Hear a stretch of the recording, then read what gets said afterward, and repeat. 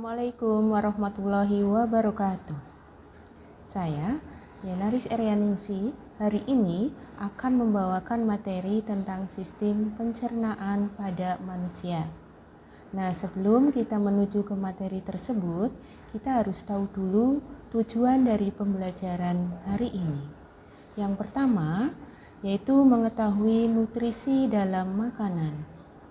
2. Menjelaskan sistem pencernaan manusia. 3. Mengetahui kelainan pada sistem pencernaan.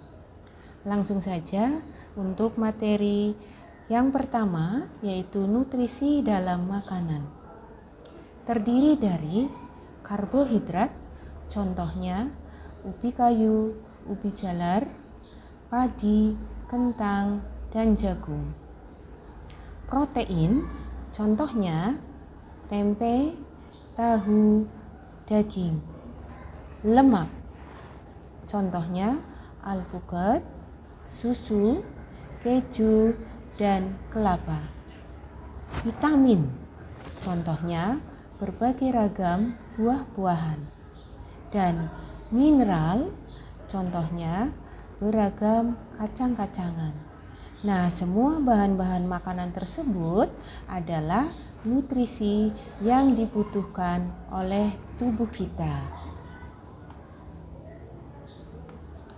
Proses pencernaan manusia adalah proses mengubah makanan dari bentuk makromolekul menjadi bentuk mikromolekul agar makanan tersebut bisa diserap oleh sel-sel tubuh kita.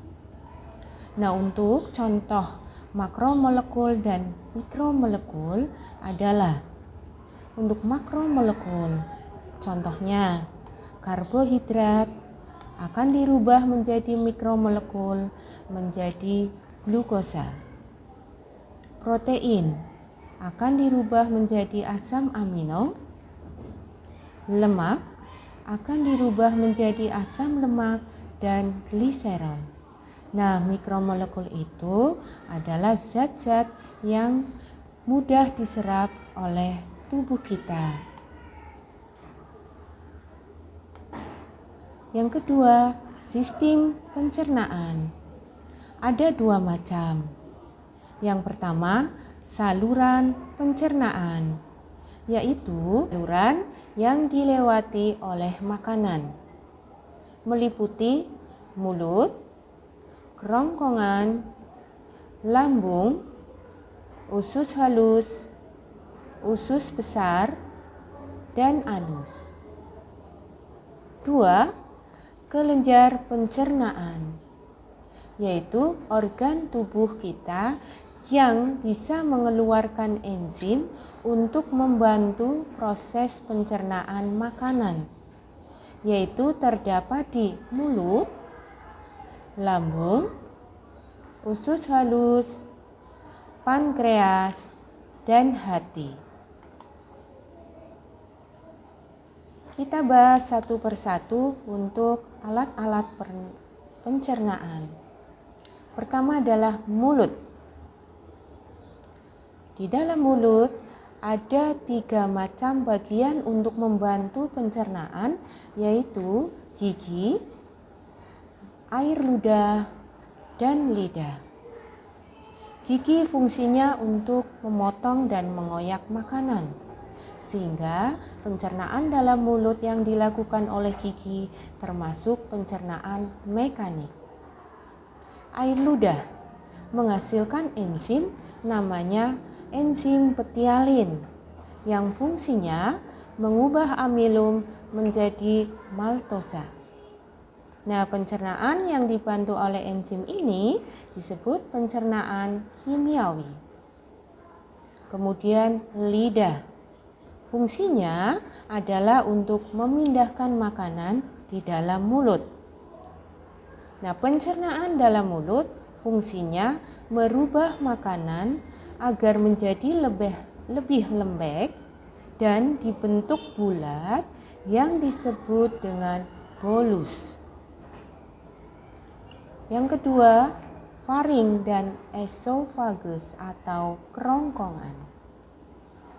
Faring adalah saluran memanjang dari bagian rongga mulut ke permukaan kerongkongan atau esofagus.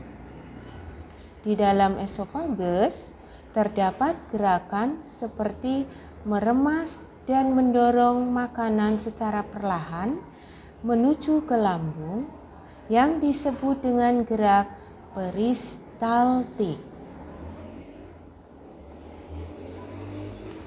Lambung, otot lambung yang berkontraksi untuk mengaduk bolus dan memecahkannya.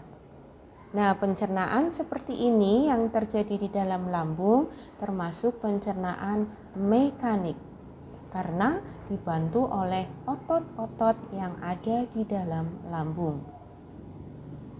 Kemudian dalam dinding lambung juga menghasilkan getah lambung, antara lain HCl atau asam klorida. Fungsinya adalah untuk membunuh kuman yang masuk bersama makanan. Kemudian pepsin, fungsinya mengubah protein menjadi pepton. Dan renin fungsinya mengendapkan protein susu. Nah, ini terjadi peristiwa pencernaan yang disebut pencernaan kimiawi.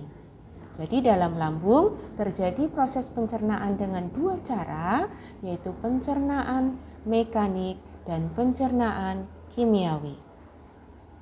Pada lambung, bolus menjadi bahan kekuningan yang disebut dengan kimus atau bubur usus. Yang keempat, usus halus. Ada 3 bagian, yaitu 1. Duodenum atau usus 12 jari. Pada usus 12 jari, saluran pankreas menghasilkan 3 macam enzim, yaitu tripsin yang fungsinya memecahkan pepton menjadi asam amino, kemudian amilase yang fungsinya memecahkan amilum menjadi maltosa, kemudian lipase yang fungsinya memecahkan asam lemak menjadi gliserol. Kemudian saluran yang kedua adalah empedu. Empedu ini merupakan suatu kantong yang terletak pada organ hati. Dan pada empedu ini akan menghasilkan getah empedu yang dihasilkan oleh organ hati. Yang keempat adalah usus besar. Pada usus besar memiliki fungsi antara lain, di mana bahan makanan yang masuk ke usus besar itu dikatakan sebagai bahan sisa atau bahan yang sudah tidak bermanfaat bagi tubuh. Kemudian usus besar ini memiliki fungsi yaitu mengatur kadar air pada sisa makanan.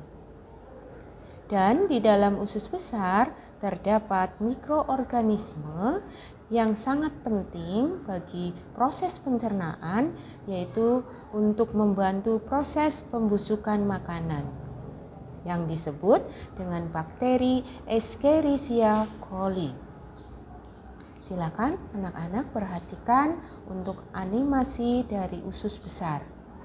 Nah, usus besar itu sendiri ada 3 bagian, yaitu usus besar naik, usus besar mendatar, dan usus besar menurun.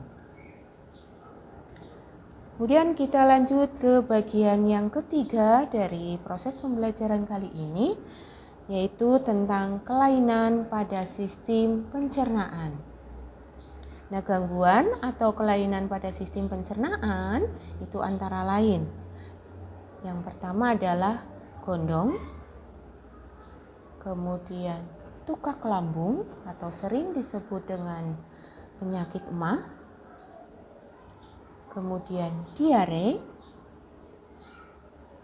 serostomia, apendisitis, dan konstipasi. Nah, untuk pembelajaran hari ini Alhamdulillah sudah bisa selesai. Semoga ilmu yang Ibu berikan bisa bermanfaat bagi kalian semua. Sekian dari Ibu. Wassalamualaikum warahmatullahi wabarakatuh.